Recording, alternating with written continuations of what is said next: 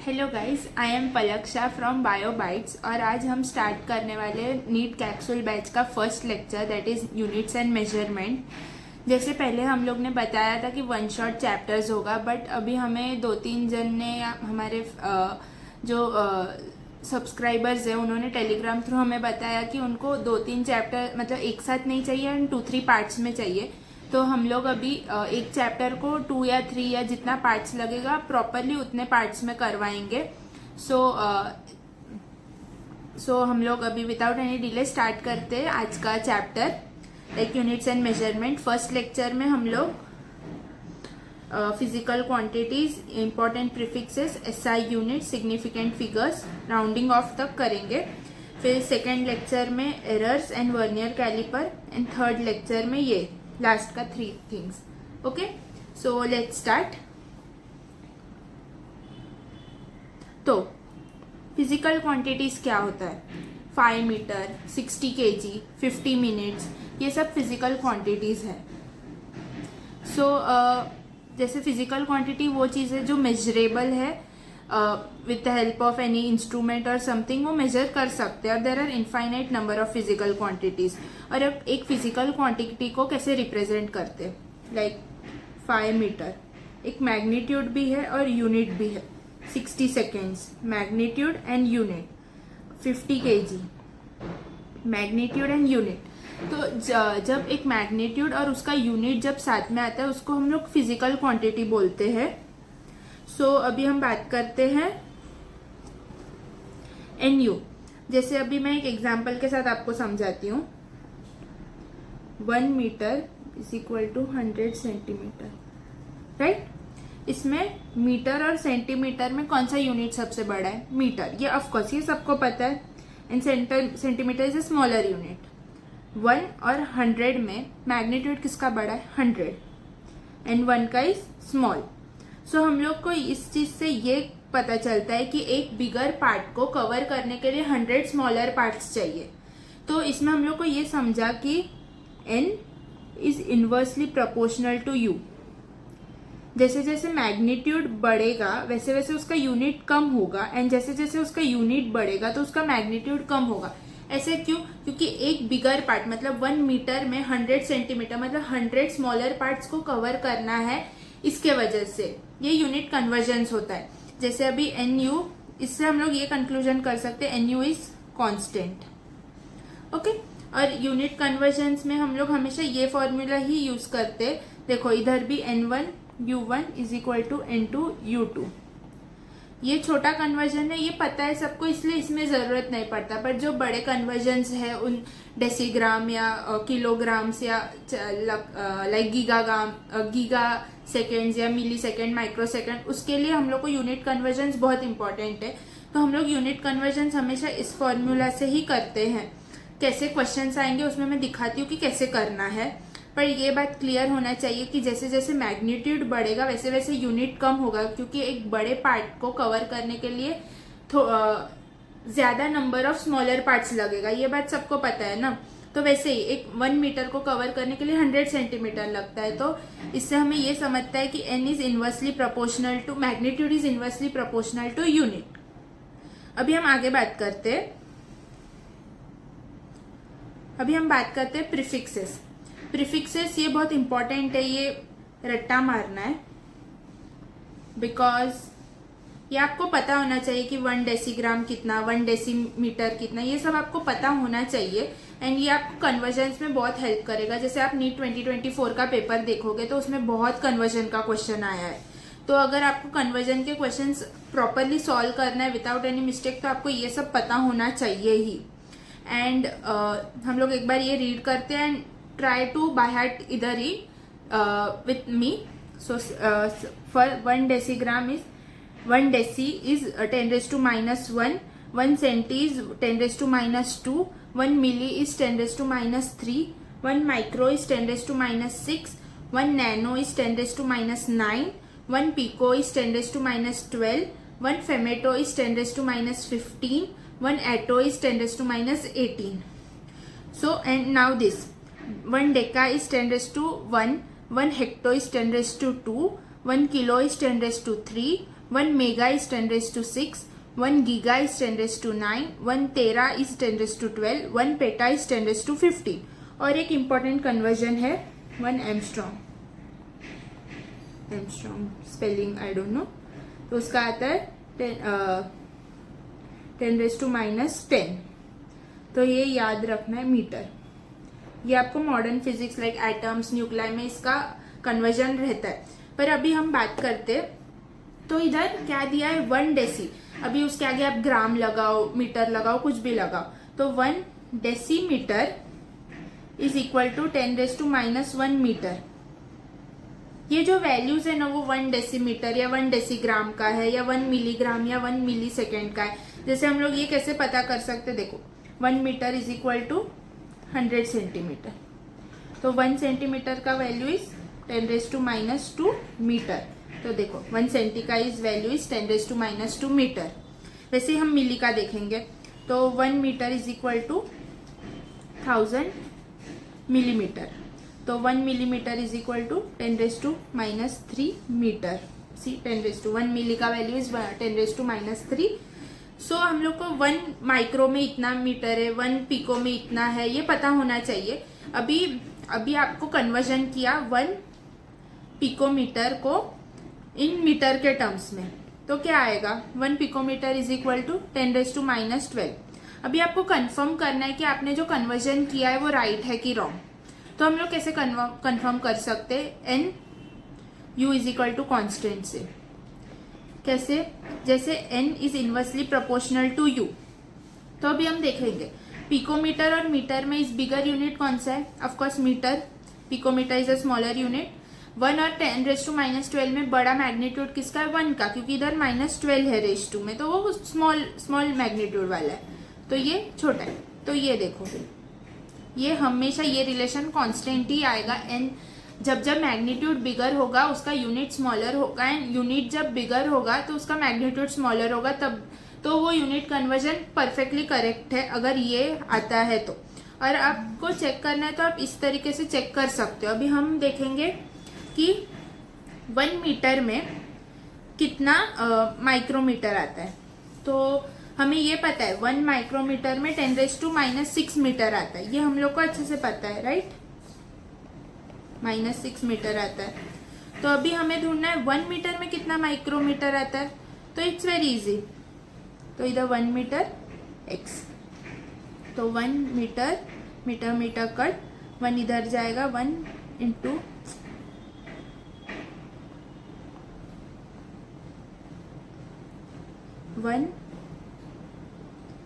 1 micrometre divide by 10⁻⁻6 is equal to x। तो x आ गया 10⁻6 माइक्रोमीटर। तो 1 metre is equal to 10⁻6 micrometre. अगर हमें ये पता होगा तो हम लोग ये कन्वर्जन इजीली कर सकते हैं। एंड देन एन यू का इज इक्वल टू कॉन्स्टेंट लेके आप ये चेक भी कर सकते हो। ओके, अभी हम आगे बढ़ते हैं, पर ये याद करना ही पड़ेगा क्योंकि ये डायरेक्ट मैच द फॉलोइंग्स में आ सकता है। और यूनिट कन्वर्जन का क्वेश्चन अगर आपको आंसर पूरा आया बट आपको कन्वर्ट करने नहीं आया तो आपका मार्क्स जा सकता है। सो प्लीज की ये याद रखो अच्छे से। अभी हम आगे बढ़ते, एक क्वेश्चन लेते। 9 kg metre second inverse x milligram centimetre second inverse. तो अभी आपको 1 मिलीग्राम का वैल्यू पता है कितना होता है, 10⁻³ ग्राम्स, राइट। इधर से पता है 1 मिलीग्राम का वैल्यू इज 10⁻³ ग्राम्स। तो अभी 1 ग्राम का वैल्यू इज 10⁻³ मिलीग्राम्स, राइट। तो अभी 1 kg का वैल्यू इज 1000 ग्राम्स। तो 1 kg इज इक्वल टू 1000 और 1 ग्राम के जगह पे आप लगा सकते हो 10⁻³ मिलीग्राम्स। तो 1 kg में कितना आ गया, 10⁻6 मिलीग्राम्स। ओके, तो हम इधर 1 मीटर में इस 100 सेंटीमीटर, ये तो पता है। तो हम लोग अभी कन्वर्ट करेंगे। ये N1 है, ये U1 है, ये N2 है और ये U2 है। ओके, अभी हमें ढूंढना N2 है, तो U2 को इधर लाते हैं। 9 इंटू kg में 1 kg is equal to how much milligram, 10⁶ milligrams, and 1 metre is equal to how much centimetre, 10⁻² centimetre second inverse. अभी ये U2 इधर आ जाएगा डिनोमिनेटर में, तो milligram 1 milligram into 1 centimetre into 1 second inverse is equal to N2 that is x। तो अभी centimetre centimetre cut, second inverse cut, milligram milligram cut, तो आंसर क्या आ गया x का 9 इंटू 10⁸। तो मैग्नीट्यूड क्या है 9 इंटू 10⁸। अभी हमें ये चेक करना है कि ये कन्वर्जन राइट है कि नहीं, तो इधर ये लिखते पहले। तो अभी 9 और 9 इंटू 10⁸ में मैग्नीट्यूड किसका बड़ा है, ऑफकोर्स इसका, एंड इसका इज छोटा। केजी और मिलीग्राम और मीटर और सेंटीमीटर में किसका यूनिट बड़ा है, ऑफकोर्स केजी का, एंड इसका छोटा है। तो देखो ये रिलेशन इज कांस्टेंट, हमेशा यही रिलेशन आएगा, N U is equal to constant, n is inversely proportional to u। ये हमेशा यही रिलेशन आने वाला है, कुछ भी कर लो। एंड आपको ये कन्वर्जन समझना बहुत इंपॉर्टेंट है। जैसे अभी आपको इधर 1 मिलीग्राम का वैल्यू नहीं पता, तो आप कैसे करोगे, तो आपको 1 मिलीग्राम का वैल्यू इस 10⁻³ पता होना चाहिए। देन 10⁻³ से आपको 1 ग्राम का वैल्यू निकालना है, तो 1 ग्राम का क्या आ गया 10⁻³ मिलीग्राम। तो आपको इससे ये समझेगा कि 1 kg में 1000 ग्राम है, तो ग्राम्स के जगह पे 10⁻³ करके मिलीग्राम। अभी स्टार्टिंग में थोड़ा लेंदी कन्वर्जन करो ताकि आपको आइडिया लगता जाए और करेक्ट हो, वरना क्या होता है आप डायरेक्ट करने को जाओगे तो आंसर रॉन्ग आने का चांसेस है, and then you get scared of conversion. उससे अच्छा थोड़ा एक स्टेप ज्यादा करना और राइट आंसर लाना। ओके, ये डायरेक्ट भी हो सकता है, पर आपको डायरेक्ट क्यों करना है, जब आपको अच्छे से 1-2 स्टेप से राइट आंसर आने वाला है तो आप डायरेक्ट करने को मत जाओ। एक बार अच्छा प्रैक्टिस हो जाए फिर डायरेक्ट कर सकते हो। अभी हम और एक क्वेश्चन देखते हैं। ओके, हाँ, तो इसमें क्या दिया हुआ है, 4 kg² metre square is x gram square micrometre square second inverse. अभी हमें क्या कन्वर्जन पहले करना पड़ेगा, 1 kg का इस 1000 ग्राम्स, ये तो पता है। ओके, एंड 1 मीटर का कितना माइक्रोमीटर है, ये हम लोग ने अभी ऊपर किया था सेम चीज।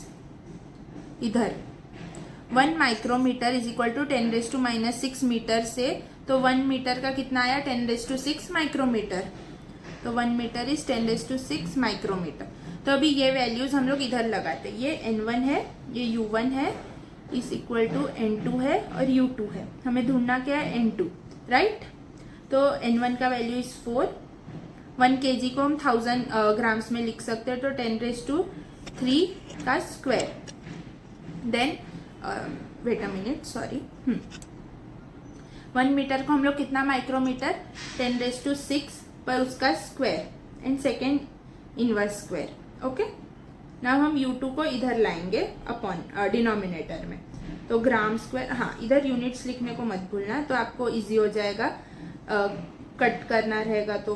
ओके, तो इधर micrometre square and second inverse square. तो अभी हम ये कट कर देंगे माइक्रोमीटर से ग्राम, तो आंसर क्या आ जाएगा x का, ये N2 is equal to x का वैल्यू आया 4 इंटू 10⁻6 इंटू 10⁻12, तो इसका टोटल आंसर 4 इंटू 10⁻18, तो हमें N2 मिल गया। ये N1 U1 is equal to N2 U2 से हमेशा करेक्ट आंसर ही आएगा, एंड आपको जैसे मैंने चेक करने को दिखाया, आप फिर चेक भी कर सकते हो, तो आपका श्योर हो जाएगा कि आंसर आया है वो करेक्ट है कि नहीं। पर ये सब करने के लिए आपको पहले 1 माइक्रोमीटर में कितना मीटर है वो पता होना चाहिए, 10⁻6 मीटर, तो उससे आप ढूंढ सकते हो। तो 1 मीटर में कितना माइक्रोमीटर है 10⁻6 माइक्रोमीटर, तो वो कन्वर्जन आपको अच्छे से आया तो ये इजीली हो जाएगा। तो अभी हम बात करते हैं क्वेश्चंस का। तो फर्स्ट प्रैक्टिस क्वेश्चन ये देखते हैं, इसमें क्या दिया हुआ है 3 kg और x ये। ओके, kg और डेसीग्राम्स और सेंटीमीटर और मिलीमीटर, तो आपको कन्वर्जन्स पहले करते हैं हम लोग। इधर 1 kg हाउ मच डेसीग्राम, तो 1 डेसीग्राम कितना होता है? 10⁻⁻1 ग्राम। ये पता है, इधर हम लोग ने किया, ये याद रखना ही है। 1 डेसीग्राम इज 10⁻⁻1 ग्राम। ओके, -1 ग्राम। सो अभी 1 ग्राम इज इक्वल टू कितना डेसीग्राम? 10 डेसीग्राम। ये आप यूनिटरी मेथड से कर सकते हो या डायरेक्ट भी आपको समझते हैं तो कर सकते हो। तो अभी 1 kg इज इक्वल टू कितना ग्राम्स? 1000 grams, right? तो 1000 इंटू 1 ग्राम का वैल्यू इज 10 डेसीग्राम, तो 10⁴ डेसीग्राम। ओके, एंड अब हम देखेंगे 1 सेंटीमीटर का कितना मिलीमीटर। तो 2 मिनट। 1 सेंटीमीटर का डैश मिलीमीटर, ये तो सबको पता है। 1 सेंटीमीटर में 10 मिलीमीटर होता है। ओके, सो अभी हम इधर N1 U1 N2 U2, हमें ढूंढना क्या है? N2। तो अभी हम क्या करेंगे? N2 is equal to N1 U1 by U2। Okay, तो N1 क्या है? 3 इंटू 1 kg का value is 10⁴ decigrams into 1 centimetre is equal to 10 millimetre second inverse. और अब यूनिट 2 कौन सा है? DG 1 decigram into 1 millimetre into 1 second inverse. 1 second inverse, second inverse cut, millimetre millimetre cut, decigram decigram cut. तो N2 का value क्या है? 3:10⁴ is the value. अभी हमें चेक करना है कि ये सही है कि नहीं। तो 3 × 10⁴। 3 और इसमें किसका मैग्नीट्यूड बड़ा है? ऑफकोर्स इसका, क्योंकि इधर 10⁴ है। और kg सेंटीमीटर, डेसीग्राम मिलीमीटर से ऑफकोर्स बड़ा है। तो इनका यूनिट इज स्मॉल एंड इनका यूनिट इज बिग। तो ये वाला रिलेशन फिर से आया, इसका मतलब हमारा कन्वर्जन सही है। अभी ये 3 क्वेश्चन आप होमवर्क में करना एक बार ट्राई। एंड आपको कुछ भी प्रॉब्लम हो, नहीं आया, प्लीज लेट मी नो मेरे टेलीग्राम चैनल पे। मैं I will help any time. Okay, अभी हम आगे बढ़ते हैं। अभी एक इम्पोर्टेंट कन्वर्जन है जो अभी इस चैप्टर में इतना नहीं आएगा, पर आपको आगे के चैप्टर्स में बहुत आ सकता है। सो हम लोग देख लेते हैं कि क्या है। सबको पता है 1 electron volt is equal to 1.6 into 10⁻⁻19 joules.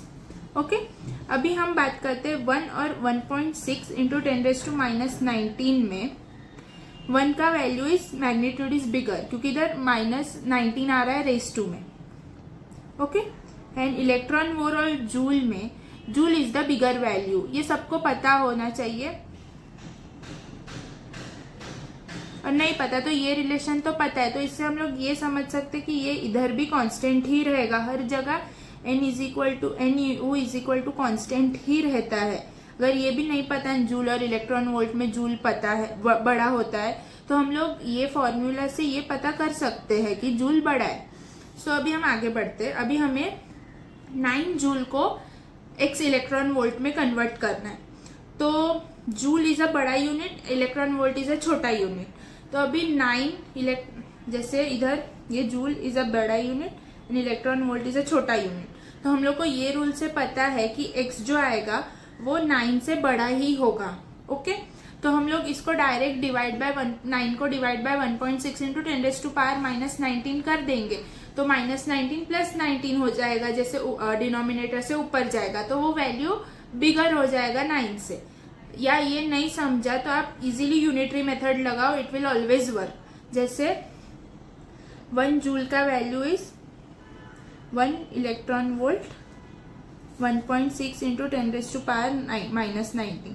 तो 1 जूल का वैल्यू आया 1/1.6 इंटू 10⁻+19 इलेक्ट्रॉन वोल्ट।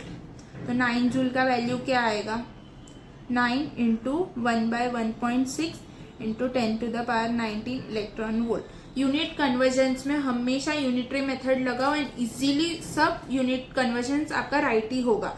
नहीं समझ रहा है तो थोड़ा 1-2 स्टेप ज्यादा होगा स्टार्टिंग में when you are practising, but एक बार प्रैक्टिस होने के बाद it will be really easy convert करने के लिए। सो ये इधर भी लिखा है यूनिटरी मेथड।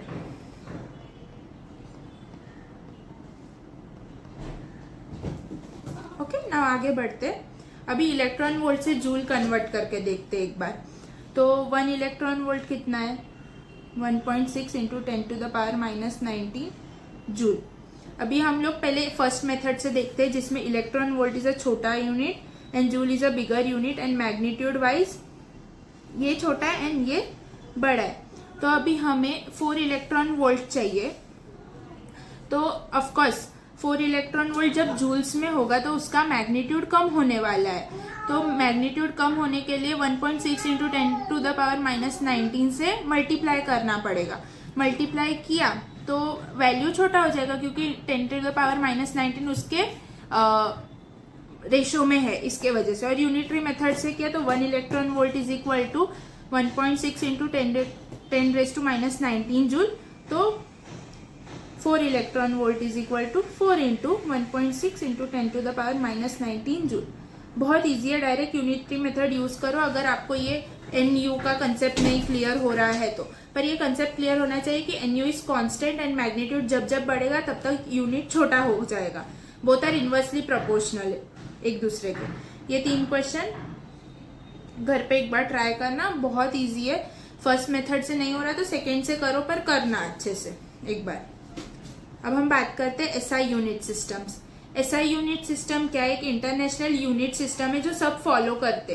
और SI unit system is divided into 3 type of quantities. First fundamental quantities, second derived quantities, third supplementary quantities. Fundamental quantities क्या है, जो सबसे बेसिक वाले क्वांटिटीज है जिनके वजह से डिराइव्ड क्वांटिटीज बनते, उनको फंडामेंटल क्वांटिटीज बोलते। लाइक लेंथ उसका यूनिट है मीटर, टाइम उसका यूनिट है सेकेंड्स, मास उसका यूनिट है केजी, अमाउंट ऑफ सब्सटेंस उसका यूनिट है मोल, ल्यूमिनस इंटेंसिटी उसका यूनिट है candela.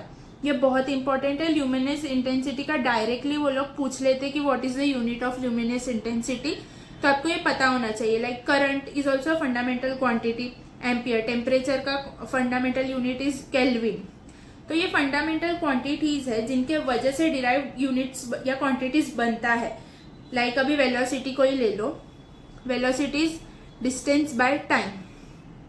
Distance is a fundamental quantity and time is also a fundamental quantity. तो हम लोग वेलोसिटी क्या बन गया, डिराइव्ड क्वांटिटी बन गया। अभी हम एक्सेलरेशन का बात करते हैं। Acceleration is what, velocity change in velocity by time. तो वेलोसिटी क्या है, distance by time into time कर दिया तो एक्सेलरेशन आ जाएगा। तो एक्सेलरेशन भी फंडामेंटल क्वांटिटीज से ही बना है, बट उसमें डिराइव्ड क्वांटिटी का भी यूज है। मतलब बड़े जो भी क्वांटिटीज बने हैं वो पहले ये फंडामेंटल क्वांटिटीज थ्रू ही बना है, डायरेक्टली नहीं बन गया। ओके या फिर एक बड़ा डिराइव्ड क्वांटिटी दूसरे डिराइव्ड क्वांटिटी से बना हुआ है। जो भी quantities which depends on the units of fundamental quantities are called derived quantities. Okay, अभी सप्लीमेंट्री क्वांटिटीज। सप्लीमेंट्री क्वांटिटीज वो क्वांटिटीज है जिनका डायमेंशंस नहीं होता एंड दे आर नॉट, वो डिराइव भी नहीं कर सकते, पर वो फंडामेंटल क्वांटिटीज क्यों नहीं है, क्योंकि उनका डायमेंशन नहीं है। लाइक अभी इधर मैं लिखती हूँ, cannot be derived through fundamental quantities.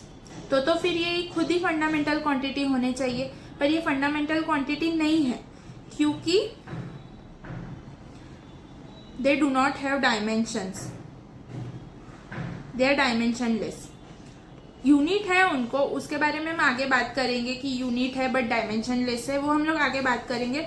But ये फंडामेंटल क्वांटिटीज क्यों नहीं है, क्योंकि इनको डायमेंशन नहीं है। एंड ये डिराइव्ड क्वांटिटीज क्यों नहीं है, क्योंकि ये फंडामेंटल क्वांटिटीज से नहीं बना। ये असर्शन रीजन क्वेश्चंस में आ सकता है, तो ये पॉइंट अच्छे से ध्यान रखना। अभी हम आगे बढ़ते हैं। नोट, एक इंपॉर्टेंट नोट है, सो एक बार देख लो। यूनिट कैनॉट बी प्लूरल, ये तो सबको पता है। 5 kgs, 5 मीटर्स, 6 ये सेंटीमीटर्स, ऐसा कुछ नहीं होता है। इसके वजह से यूनिट कैनॉट बी प्लूरल, ये पता है सबको। अभी एक इम्पॉर्टेंट पॉइंट है, if the name of the unit of a, मतलब साइंटिस्ट का name as a unit use हो रहा है। लाइक इन करंट 5 एम्पियर हम लोग यूज करते हैं यूनिट, एम्पियर यूज करते हैं, तो उसमें हम लोग अगर लिखेंगे ना, फुल नेम लिखा है ना, तो वो ए जो स्टार्टिंग का है वो स्मॉल लेटर में लिखना है। जैसे इधर देखना 5 एम्पियर कैसे लिखा, ए स्मॉल है अगर उसका फुल उन साइंटिस्ट का फुल नेम लिखा है तो, एंड अगर हम लोग ने सिर्फ इनिशियल लिखा है तो वो कैपिटल में लिखना है। ये असर्शन रीजन में आ सकता है या थियोरी क्वेश्चन में आ सकता है, सो प्लीज ये पॉइंट ध्यान रखना, बहुत इंपॉर्टेंट है। अभी हम बात करते हैं अदर यूनिट सिस्टम्स। ऐसा ही यूनिट सिस्टम एक इंटरनेशनल सिस्टम है जो कि सबसे मेन सिस्टम मानते हैं उसको, पर और छोटे यूनिट सिस्टम्स हैं उनके बारे में हम बात करते हैं। First is CGS system. CGS system में मास को ग्राम के यूनिट में डिनोट करते हैं, लेंथ को सेंटीमीटर्स का, टाइम को सेकेंड्स का। एमपीएस यूनिट सिस्टम में मास को केजी, लेंथ को मीटर्स एंड टाइम को सेकेंड्स में करते हैं। एंड एफपीएस यूनिट सिस्टम में मास को पाउंड, लेंथ को फुट एंड टाइम को सेकेंड में डिनोट करते हैं। तो ये इसका इंपॉर्टेंस क्या है, ये आपको एक क्वेश्चन में देंगे, एमकेएस सिस्टम यूनिट का पूरा देंगे, एंड आपको लास्ट में बोलेंगे कि आप सीजीएस यूनिट सिस्टम में सबको कन्वर्ट करो। तो आपको इम्पोर्टेंट पता होना चाहिए कि मास को सीजीएस यूनिट सिस्टम में क्या है, एंड लेंथ क्या है, टाइम तो सेम है, पर मास और लेंथ इंपॉर्टेंट है, आपको तीनों सिस्टम्स का याद रहना चाहिए। अभी हम आगे टॉपिक पे बढ़ते हैं। ऑर्डर ऑफ मैग्नीट्यूड, ये एक छोटा टॉपिक है पर ये बहुत इंपॉर्टेंट टॉपिक है, मतलब क्वेश्चन आ सकता है। जैसे आपको साइंटिफिक नोटेशन तो पता होगा, कैसे लिखते हैं, a इंटू 10⁻⁵ ये टर्म में जो भी लिखा है ना उसको साइंटिफिक नोटेशन बोलते हैं। अभी a जो है ना वो 5 से छोटा है, then the order of magnitude b ही रहेगा। बट अगर a 5 से बड़ा है तो ऑर्डर ऑफ मैग्नीट्यूड b+1 हो जाएगा। अभी ऑर्डर ऑफ मैग्नीट्यूड कभी काम आएगा, आपको एक आंसर देती हूँ, क्वेश्चन देती हूँ। जैसे 10⁻⁻30 है, ओके, तो हम लोग को आंसर ऑप्शंस क्या दिया, इसका एक क्वेश्चन का ये आंसर आया है कि 10⁻⁻30 है, एंड आपको ऑप्शंस दिया हुआ है 10⁻30, सेकेंड ऑप्शन दिया है 10⁻⁻31, थर्ड ऑप्शन दिया है 10⁻⁻29 एंड फोर्थ ऑप्शन दिया है 10⁻⁻28। तो आप नॉर्मली क्या टिक करोगे, of course first option, but इसका प्रॉपर आंसर क्या आया हुआ है इस क्वेश्चन में, सॉरी मैंने इधर क्वेश्चन आधा लिखा, 8 इंटू 10⁻⁻30 आया हुआ है आंसर, तो ये आंसर इनकरेक्ट हो जाएगा। तो फिर कैसे आएगा सही आंसर, तो अभी जब ये मैग्नीट्यूड में है ना, ऑर्डर ऑफ मैग्नीट्यूड ही पूछा है ना आंसर में, तो पहले देखना है कि ये 8 है वो 5 से बड़ा है, ऑफ कोर्स ये पता है 8 इज 5 बड़ा है होता है, तो जो इसका ऑर्डर ऑफ मैग्नीट्यूड है ना तो वो b+1 हो जाएगा। लाइक इधर देखो a से बड़ा है 5, राइट, तो उसका ऑर्डर ऑफ मैग्नीट्यूड b+1 हो जाएगा, मतलब ये 1 से बढ़ जाएगा। तो अभी इधर -30 है, तो इसको +1 किया तो क्या आएगा -29, तो रियल आंसर क्या आएगा सी, ओके। वैसे इधर एक एग्जाम्पल है 9 इंटू 10⁻⁻31, 9 इज बिगर देन 5, तो ऑर्डर ऑफ मैग्नीट्यूड क्या हो जाएगा +1, तो -31 +1 क्या आ गया -30, तो ऑर्डर ऑफ मैग्नीट्यूड क्या है इसका -30 है। एंड वैसे ही अगर 2 से ए मतलब जो नंबर है वो 5 से छोटा है, देन जो बी रहेगा वही ऑर्डर ऑफ मैग्नीट्यूड रहेगा, ओके। ये आपको इलेक्ट्रोस्टैटिक में एक क्वेश्चन है, उसमें आपको सिर्फ ऑर्डर ऑफ मैग्नीट्यूड्स दे के रखा है उसका, तो यू नीड टू नो कि कैसे ढूंढना है ये चीज। एक ही बार क्वेश्चन आया पर आगे आ सकता है, so you should know this, okay. अभी हम बात करते हैं accuracy and precision of instruments. Accuracy and precision ये बहुत अच्छे टॉपिक्स है, मतलब इंपॉर्टेंट टॉपिक्स है, और सेम केमिस्ट्री में भी रिपीट होगा फर्स्ट चैप्टर में, सो पे अटेंशन, वहां पे फिर से ना करना पड़े। तो measure of how close the measured value is to the true value of the quantity. Accuracy का मतलब ये होता है कि अगर आपका रियल लेंथ इज 8.5 और आपने जब मेजर किया दो इंस्ट्रूमेंट से, एक से आया 8.4 और दूसरे से आया 8.45, तो कौन सा वैल्यू ज्यादा एक्यूरेट है, of course 8.45, because it is close to the real value, तो यही लिखा है। measure of how close the measured value is to the true value of the quantity. True value of the quantity से जितना close रहेगा measured value उतना accurate होगा. अभी हम बात करते हैं प्रिसीजन. ओके, सो प्रिसीजन क्या बताता है? रिजोल्यूशन और लिमिट इन सेंस अभी वो कितना ज्यादा तक अच्छे से प्रिसाइजली आंसर हम लोग बताते हैं ना. टीचर्स हम लोग का ओरल लेते हैं तभी बोलते हैं ना एकदम प्रिसाइज आंसर दो, मतलब एकदम डिटेल में आंसर दो. उसका मतलब क्या होता है कि अभी दो इंस्ट्रूमेंट है, एक 0.1 mm तक लिस्ट काउंट दिखाता है, दूसरा 0.01 mm तक लिस्ट काउंट दिखा सकता है. लिस्ट काउंट यानी मतलब छोटे से छोटा वैल्यू वो इंस्ट्रूमेंट कितना दिखा सकता है, मेजर कर सकता है. तो 0.01 और 0.001 में कौन सा वैल्यू ज्यादा प्रिसाइज होगा? ऑफकोर्स ये वाला ना, उसको ही बोलते हैं डिटेल में आंसर, या हम लोग इधर इस टर्म्स में बोले तो ज्यादा डेसिमल प्लेसेस तक जो आंसर्स आ सकता है वो आंसर इज ज्यादा प्रिसाइज. हम लोग ये इसमें एक्यूरेसी में और एक बात होता है, एरर्स जितना कम होगा उतना एक्यूरेसी बढ़ेगा. ये बहुत कॉमन चीज है, ये सबको पता है. जितना एरर्स कम करेंगे उतना एक्यूरेसी बढ़ जाएगा अपना. जैसे नीट का पेपर में आप 5-6 क्वेश्चन कम एरर, वो जो सिली मिस्टेक्स है वो एरर्स है वो कम करोगे तो आपका एक्यूरेसी उतना बढ़ जाएगा. That's it. अभी हम ये पॉइंट है ना उसको हम लोग थोड़ा एक्सप्लेन करते हैं कि it is not necessary that more precise value is more accurate. तो ये एक एग्जाम्पल है. बो एंड एरो पता है सबको. बो एंड एरो से अब एक इंसान है वो एरो शूट किया तो उसका फर्स्ट टाइम सब एक ही वो सेंटर से बहुत दूर आया, बहुत दूर, बट सब एरोज है ना वो एक ही पॉइंट पे जाके गिरा. मतलब वो उसका वैल्यू, उसका जो एरो शूट करने का वो है वो एक्यूरेट नहीं है बट वो प्रिसाइज है. मतलब वो एक ही जगह पे वो सब एरोज को शूट कर पाया, उसका वो प्रिसीजन बोलते हैं उसको.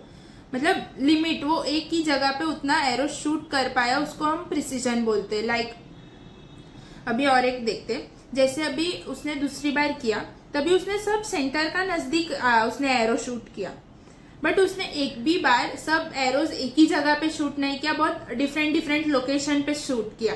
इसका मतलब वो प्रिसाइज नहीं है बट एक्यूरेट है. अभी थर्ड देखते, not accurate and not precise.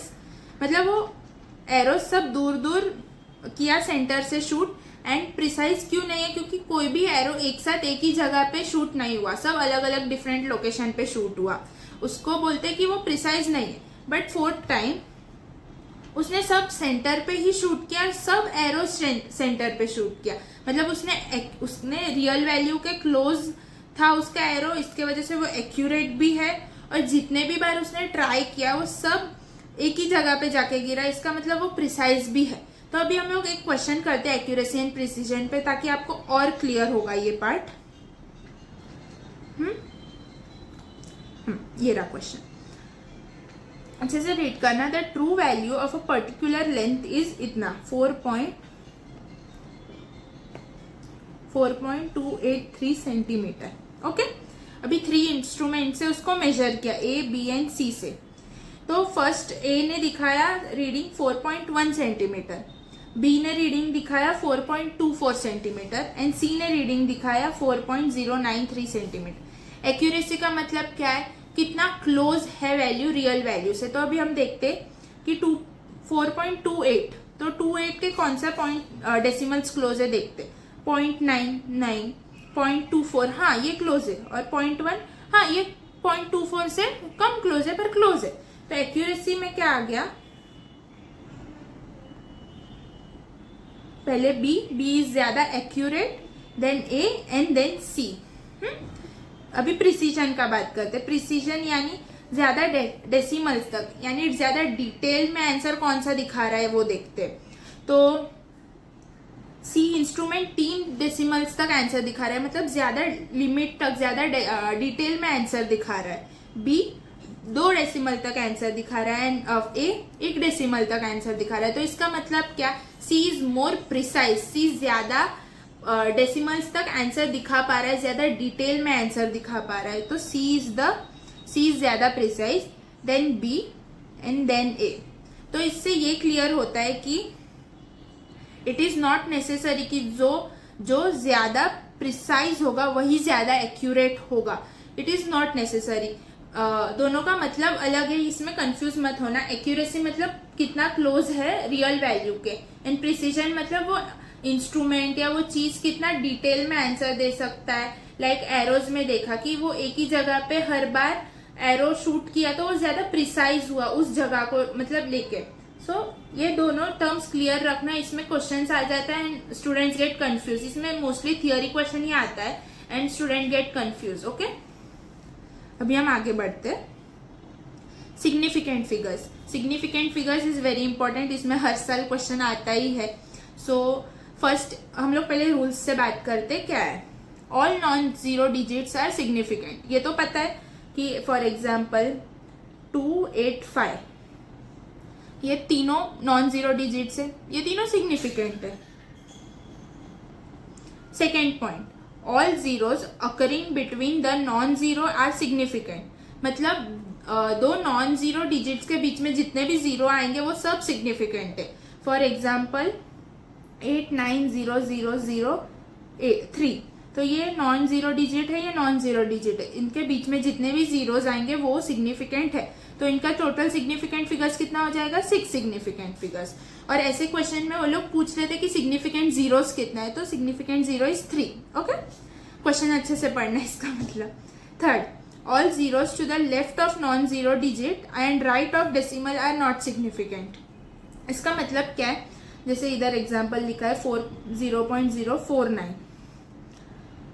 जो भी नॉन जीरो डिजिट के पहले आ रहे ना और डेसिमल के बाद ये वाले जीरोस आर नॉन सिग्निफिकेंट. तो इसमें सिग्निफिकेंट फिगर्स कितना हुआ? सिर्फ 2. बट अभी फोर्थ देखते हैं. If a number ends in a zero that are not to the right of decimal the zeros are not significant. मतलब इधर हम लोग देखते 1500.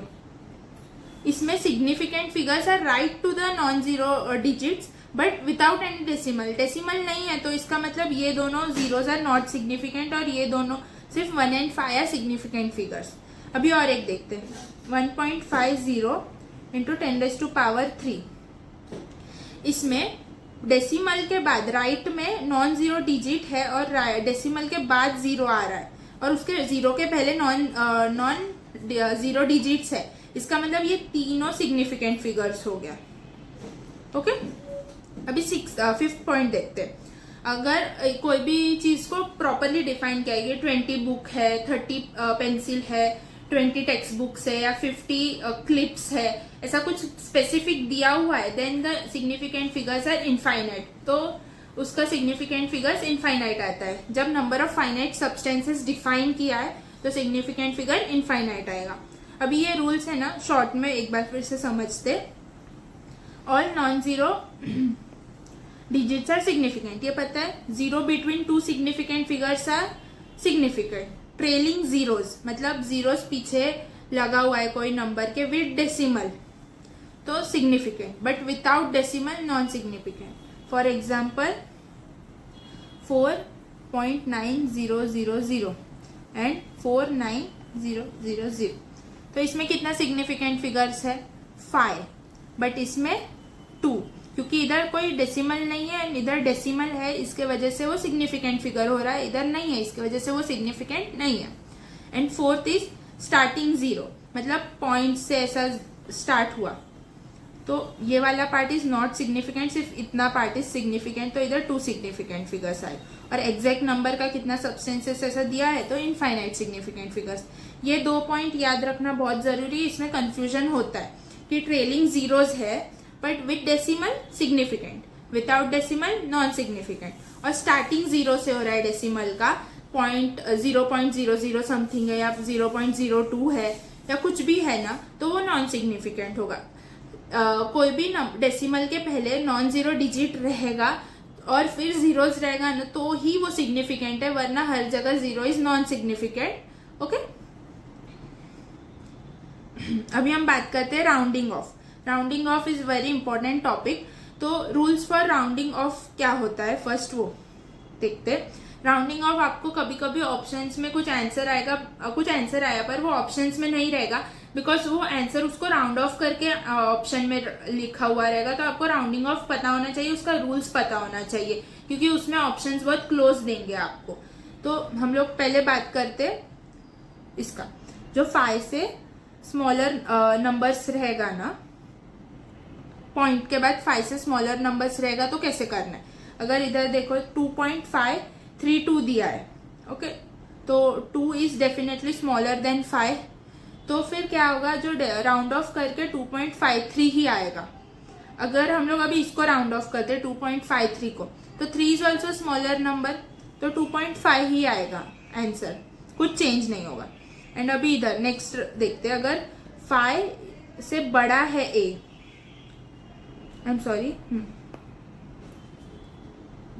a is smaller than 5 and a is bigger than 5। अगर इधर 6 है, राइट, 6 is bigger than 5, तो जो राउंड ऑफ करेंगे ना उसको +1 कर देंगे लास्ट डिजिट को। अभी इधर नंबर लिया 2.637, okay, 7 is bigger than 5, yes, तो उसका लास्ट डिजिट है 7 के बाद जो डिजिट है उसको +1 कर देंगे तो उसका राउंडिंग ऑफ हो जाएगा। लाइक 2.637 को राउंड ऑफ किया तो आएगा 2.64। अभी 4 को भी राउंड ऑफ करना है, बोला है कि 2 डेसिमल तक के आंसर लाना है, तो 4 को राउंड ऑफ करने के बाद वो 5 से छोटा है तो कुछ चेंज नहीं आएगा, तो आंसर आ जाएगा 2.6। तो क्या ऐसा बोलेंगे कि 2 सिग्निफिकेंट फिगर तक राउंड ऑफ करके आंसर बताओ, तो आपको ये भी पता होना चाहिए सिग्निफिकेंट फिगर क्या है और राउंडिंग ऑफ के रूल्स क्या है। अगर अभी हम लोग ने पढ़ा कि a से 5 से छोटा होगा और 5 से बड़ा होगा तो कैसे करना है। अगर 0.5 में दिया रहेगा कुछ तो कैसे करना है। अभी इधर एग्जांपल है 2.35, 5 एट द एंड, और आपको बोले कि 2 सिग्निफिकेंट फिगर्स तक ही आंसर लाना है, तो आपको कैसे राउंड ऑफ करना है। अगर इधर ऑड नंबर है 5 से पहले तो 2.4 हो जाएगा, बट अगर 2.25 है 5 से पहले इवन नंबर है तो 2.2 ही रहेगा। मतलब 5 जब एंडिंग में रहेगा और उसके पहले का नंबर ऑड नंबर है तो जब राउंड ऑफ करेंगे तो वो +1 हो जाएगा, एंड अगर वो इवन नंबर है तो उतना ही रहेगा, नो चेंज, ओके। अभी हम बात करेंगे सिग्निफिकेंट फिगर्स में, मतलब multiplication division with the help of significant figures. Multiplication और डिवीजन आपको है ना डेसिमल प्लेसेस वाले, ऐसा 3-4 डेसिमल प्लेसेस वाले ऐसा क्वेश्चंस आते हैं, नीट में आए हुए हैं, ऐसा क्वेश्चन देंगे और बोलेंगे इसका मल्टीप्लीकेशन करके आंसर बताओ। तो आप रियल में मल्टीप्लीकेशन करते नहीं बैठ सकते, क्योंकि अच्छे बड़े बड़े नंबर्स देते, छोटे नंबर्स नहीं रहते, जैसे 8 into 4 उतना इजी नंबर्स नहीं रहेगा। तो ऐसे इधर एग्जाम्पल है 8.65 into 2 into 2.053, इसका कितना सिग्निफिकेंट फिगर है 3। 2.053 का कितना सिग्निफिकेंट फिगर्स है 4। तो जो आंसर आना चाहिए ना उसका सिग्निफिकेंट फिगर 3 में ही होना चाहिए। ये रूल है कि जो हम लोग जब मल्टीप्लीकेशन करेंगे तो प्रॉपर आंसर लाने के लिए ऐसा, इसका प्रॉपर आंसर बहुत डेसिमल्स में आएगा, बट जो करेक्ट सिग्निफिकेंट फिगर्स वाइज जो करेक्ट रहेगा, जो रूल वाइज करेक्ट रहेगा ना, वो क्या होगा, the factor with fewest significant figures will be the answer. तो अभी इधर ऑप्शंस में आपको ये भी देंगे 17.8, second option 17.89, third option 17.8901 something, and fourth option 17.8888 something ऐसा देंगे। और आपने कैलकुलेट किया ये और आपको ये ऑप्शन आ रहा है, हाँ, तो आप सोचोगे कि ये करना है, ये करना है, कौन सा करना है। बट हमेशा याद रखना, आपको ये मल्टीप्लाई करते नहीं बैठना है, आपको सिग्निफिकेंट फिगर का रूल लगाना है। With lowest significant figure question में जिसका रहेगा उतना ही आंसर का सिग्निफिकेंट फिगर्स होना चाहिए। अभी इधर लोएस्ट सिग्निफिकेंट फिगर 3 है क्वेश्चन में, तो आंसर का भी लोएस्ट सिग्निफिकेंट फिगर 3 ही होना चाहिए, उससे बड़ा आंसर नहीं होना चाहिए। डिवीजन में भी सेम रूल अप्लाई होता है, और एडिशन सब्सट्रैक्शन में सिग्निफिकेंट फिगर्स नहीं देखते और डेसिमल प्लेसेस देखते। लोएस्ट डेसिमल प्लेसेस जिसका रहेगा आंसर में भी उतना ही डेसिमल प्लेसेस तक आंसर आना चाहिए, उससे ज्यादा वाला आंसर आपको टिक नहीं करना है। उसमें बोलेंगे प्रॉपर क्वेश्चन में बोलते हैं कि रूल के हिसाब से एडिशन सब्सट्रैक्शन में एडिशन करो, रूल के हिसाब से बोलेंगे ना एडिशन करो, तो आपको ये देखना पड़ेगा कि डेसिमल प्लेसेस जिसका लोएस्ट है उतना ही आंसर में भी डेसिमल प्लेसेस होना चाहिए। उससे ज्यादा वाला ऑप्शंस रहेगा, प्रॉपर ऐड करने के बाद जो आंसर आता है ना वो वाला ऑप्शन रहेगा, पर आपको ये रूल लगाना है, ना कि डायरेक्ट ऑप्शन टिक करना है। ओके, तो अभी हम थोड़ा क्वेश्चंस करते हैं जो टॉपिक्स हम लोग ने अभी पढ़ा उसके बारे में। So first question, which of the physical quantity has derived unit. Derived unit मतलब दो फंडामेंटल या 3-4 फंडामेंटल क्वांटिटीज को बना के जो क्वांटिटी बनता है उसको हम डिराइव्ड क्वांटिटी बोलते हैं। तो हम लोग को पहले फंडामेंटल क्वांटिटीज कौन सा है, mass, length, temperature, time, luminous intensity, amount of substance and current. तो इनमें से हम लोग ढूंढते, मास है, करंट है, अमाउंट ऑफ सब्सटेंस है, तो कौन सा नहीं है, एक्सीलरेशन। तो एक्सीलरेशन क्या हुआ, डिराइव्ड क्वांटिटी। तो acceleration is the correct option. ये हो गया। एंड थर्ड क्वेश्चन, ये बहुत अच्छा क्वेश्चन है, प्लीज अच्छे से पढ़ना। When we change the unit of a measurement the numerical value changes. तो आपको तुरंत ये न्यूमेरिकल और यूनिट आ गया साथ में, तो आपको तुरंत समझना चाहिए कि NU is equal to constant. तो N बढ़ेगा या घटेगा, तो U घटेगा या बढ़ेगा, तो ये करेक्ट ऑप्शन है। Product of numerical value and unit is constant, ये सही है। ये तो अभी हम लोग ने लिखा, ये हम लोग ने देखा भी कितने सारे एग्जांपल्स में लगा के कि N और U हमेशा कांस्टेंट रहेगा ही। So both the statements are correct, third option. अभी हम बात करते हैं फोर्थ क्वेश्चन का। The radius of a circle is 2.12 meter. Its area according to the rule of significant figures is. Rule of significant figures मैंने बताया था, question में बताएंगे कि आपको रूल से आंसर लाना है। तो हम लोग एरिया क्या होता है सर्कल का, pi R square. What's the value of pi, 3.14 into R 2.12 into 2.12। Okay, तो फिर हम लोग इधर देखेंगे कि सबका सिग्निफिकेंट फिगर इज 3 ओनली। तो आंसर में भी जिसका सिग्निफिकेंट फिगर 3 रहेगा वही आंसर है, इसमें कुछ कैलकुलेट करना ही नहीं है और करना भी मत। सिग्निफिकेंट फिगर्स जितना लोएस्ट सिग्निफिकेंट फिगर रहेगा वही उतना ही आंसर का सिग्निफिकेंट फिगर होगा ही। सो 3 सिग्निफिकेंट फिगर, तो फोर्थ इज द ऑप्शन, क्योंकि इधर ही 3 सिग्निफिकेंट फिगर है, इधर 5 है, इधर 4 है, इधर 6 है।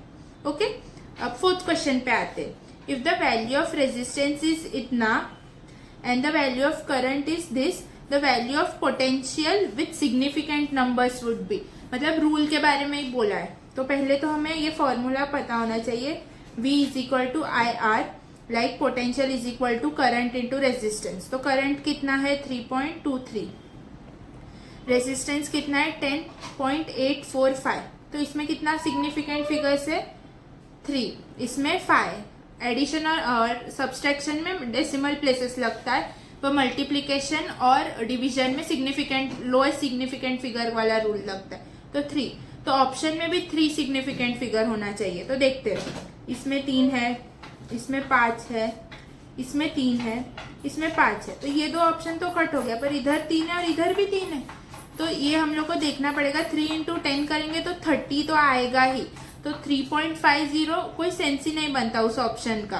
तो first option is the correct answer. ये थोड़ा बेसिक पता होना चाहिए। आपने 3 सिग्निफिकेंट फिगर देखा और ये ऑप्शन टिक कर दिया तो आपका आंसर गलत हो जाएगा। आपको ये पता होना चाहिए 3 इंटू 10 तो 30 पॉइंट ही कुछ आएगा, तो फिर आंसर इज फर्स्ट। अभी एक यूनिट कन्वर्जन का क्वेश्चन है, सॉरी। इसमें क्या पूछा है, 1 joule of energy is converted into new system of units in which length is measured in 10 metre, mass in 10 kg and time in 1 minute. The numerical value of 1 joule in the new system is. पहले तो हम लोग basic formula लिखते हैं, N1 U1 is equal to N2 U2।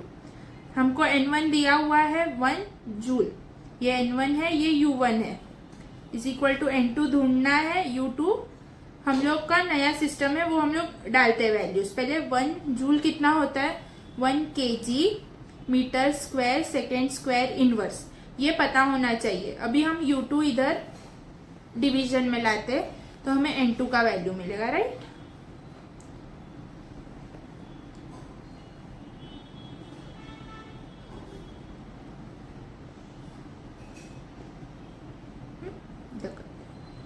N2 का value मिलेगा तो N2 is equal to 1 kg metre square second square inverse.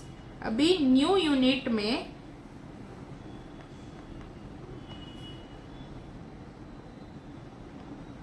U2 में मास को क्या न्यू सिस्टम में क्या दिया है, मास इज दिया है 10 kg।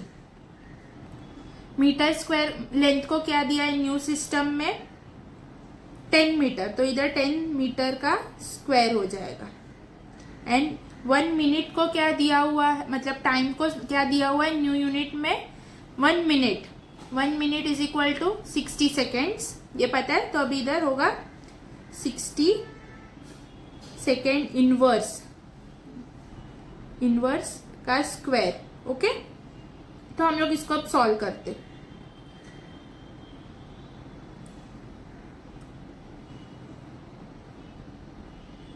वेट, हम लोग इधर सॉल्व करते, sorry. N2 is equal to 1 kg 1 metre और सेकेंड स्क्वायर 1 सेकेंड स्क्वायर। अभी U2 क्या है, U2 is 10 kg metre square है, सॉरी 10 मीटर स्क्वायर, और ऊपर क्या है सेकेंड्स इनवर्स में, तो ऊपर आ जाएगा 60 सेकेंड स्क्वायर। तो हम अभी इसको प्रॉपरली लिखते हैं 1 kg into 1 metre square into 3600 into second square, इधर 1 second square into 10 kg into 100 metre square. तो metre square cut, KG cut, second square cut, तो आंसर क्या आया 3600 डिवाइड बाय 1000। तो जीरोस कट, तो 3.6 इज द आंसर। अभी options देखते हैं। 3.6 ना, तो क्या इसको और कैसे लिख सकते हैं, 36 into 10⁻⁻1। The fourth answer is correct. अभी हम दूसरे क्वेश्चन पे जाते हैं। ये भी यूनिट कन्वर्जन का ही क्वेश्चन है। यूनिट कन्वर्जन में एक ही फॉर्मूला है, N1U1 is equal to N2U2। N1 इधर क्या दिया हुआ है 1 किलो न्यूटन, U2 जो किलो न्यूटन में जो फोर्स का सब यूनिट्स है वो लिखना है। N2 हमें ढूंढना है, U2 न्यू सिस्टम सब चेंज करके इन्होंने दिया हुआ है, वो हम लोग को U2 की जगह पे लगाना है and we will get the answer. तो मैं इधर दिखाती हूँ, N1U1 is equal to N2U2। अभी N1 क्या है 1 किलो न्यूटन, मतलब कितना, नॉर्मली फोर्स का यूनिट इज न्यूटन, पर इधर किलो न्यूटन है, इसलिए 10⁻³ इंटू न्यूटन में क्या आएगा KG metre second inverse square. Okay, तो पहले हम लोग लिखेंगे मैग्नीट्यूड इज 10⁻³ हम लोग न्यूटन्स में लिख रहे हैं इसलिए क्योंकि वो बेसिक न्यूटन ही फॉर्मूला होता है, मतलब यूनिट होता है फोर्स का। किलो न्यूटन दिया है, इसका मतलब हम लोग को 10⁻³ करके न्यूटन का यूनिट्स लिखना है। अभी न्यूटन का यूनिट्स क्या आएगा, KG into metre divide by second square. अभी हमें N2 ढूंढना है। U2 हमें न्यू सिस्टम्स क्या चेंज करके दिया हुआ है देखते। मास का कुछ नहीं दिया, मास हम लोग को पहले दिया है लेंथ इज 1 किलोमीटर, मतलब न्यू सिस्टम में लेंथ का value is 1 kilometre and mass नहीं दिया, टाइम इज 100 सेकेंड, तो इधर आ जाएगा 100 सेकेंड स्क्वायर। तो हमें मास नहीं दिया हुआ, पर ये N2 का वैल्यू दिया हुआ है 1, तो हमें इस बार N2 नहीं ढूंढना, हमें ढूंढना है मास का न्यू सिस्टम में यूनिट ढूंढना है। ओके, लाइक वैल्यू यूनिट जो चेंज हुआ वो ढूंढना है। तो अभी हम लोग सॉल्व करते, 10⁻³ into KG into metre second square. अभी ये इधर आ जाएगा 100 स्क्वायर का 10⁻⁴ हो जाएगा I am sorry, and mass ढूंढना है और इधर 1 किलोमीटर है तो इसका 1000 मीटर में कन्वर्ट हो जाएगा। तो metre metre cut, second square cut. तो हमें आंसर क्या आया, m इज इक्वल टू आ गया ये 1000 into 1000 cut, 1000 divide by 1000 cut, तो 10⁴ kg अपना आंसर आ गया। तो अभी ऑप्शंस चेक करते, 1000 kg, 10⁴ kg, तो ये this is the answer. Okay, ये समझा ना। इसमें हम लोग को 1 मैग्नीट्यूड देके रखा है, 1 है, हमें मास का यूनिट कितना में चेंज हुआ वो ढूंढना है न्यू सिस्टम में। तो क्वेश्चन अच्छे से पढ़ लेना कि क्या दिया हुआ है, क्या पूछा है। ओके, एंड किलो न्यूटन है तो ये पता होना चाहिए कि फोर्स का वैल्यू यूनिट इज न्यूटन। अभी किलो दिया है तो 10⁵ न्यूटन हो जाएगा। तो न्यूटन का यूनिट्स लगाओ, फिर U2 में जो चेंजेस है वो लगाओ, and then you will get what you need. Okay, अभी हम और एक क्वेश्चन करते हैं। इसमें क्या दिया हुआ है, the true value of a particular mass is 8.5 ग्राम। अभी 4 इंस्ट्रूमेंट से मेजर किया ABCD, तो उनसे आंसर आया 1 से 8.2, 1 से 8.48, 1 से 8.186 और 1 से आया 8 ग्राम। तो पूछा क्या है, मोर एक्यूरेट। एक्यूरेट का हम लोग ने पहले भी पढ़ा है, जो वैल्यू रियल वैल्यू से क्लोज रहेगा वो वैल्यू ज्यादा एक्यूरेट है। तो इसमें 8.5 सबसे ज्यादा क्लोज किससे, 8.48, और वो किससे मेजर हुआ है, B से। तो second is the option, B is the option. और एक question, in the measured value इतना the number of zeros which are significant. Significant number नहीं पूछा, number of zeros which are significant पूछा है। तो 10.100 में आपको भी पता है पॉइंट के बाद जो जीरोज रहेगा वो सब सिग्निफिकेंट है, एंड जो पॉइंट से पहले रहेगा और उसके पहले एक ये रहेगा अपना नॉन जीरो डिजिट, तो वो भी सिग्निफिकेंट है। तो there are 4 significant zeros, 4 is the option.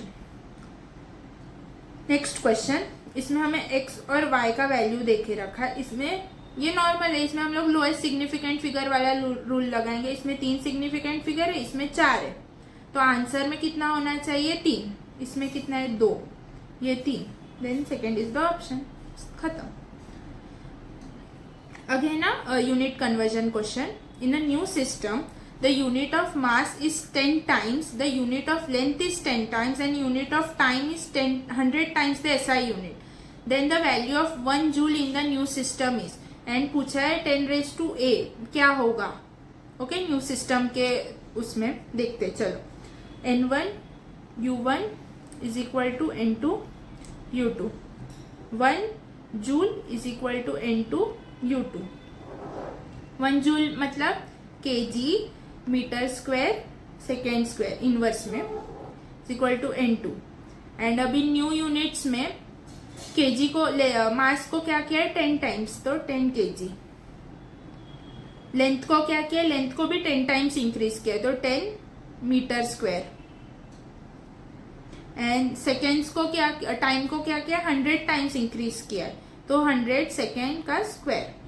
तो अभी हम ये सॉल्व करेंगे तो हमें N2 का वैल्यू मिल जाएगा। तो N2 is equal to kg metre square by second square into, इधर से ऊपर जाएगा 100 का स्क्वायर, लाइक 10⁴ सेकेंड स्क्वायर